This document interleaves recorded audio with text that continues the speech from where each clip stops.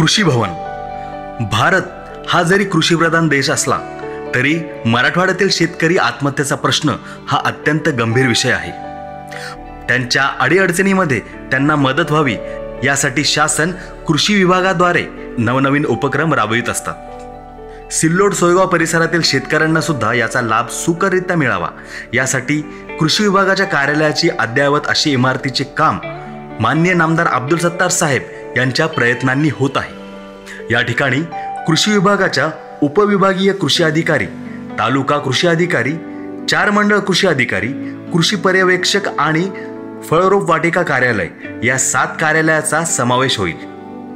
यातून परिसरातील शेतकऱ्यांना नवनवीन तंत्रज्ञान आणि पिकांच्या व्यवस्थापनासारखी तंत्रे माहीत करून दिली जाईल, जेणेकरून सिल्लोड सोयगाव परिसरातील शेतकरी बांधवांना लाभ मिळेल.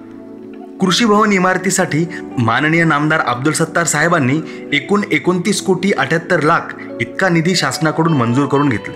आपल्या आपल्या मतदारसंघातील शेतकरी बांधवांच्या सक्षमीकरण करण्याच्या दृष्टीने माननीय नामदार अब्दुल सत्तार साहेब यांच्याकडून हे एक मोठे योगदान ठरेल यात शंका नाही.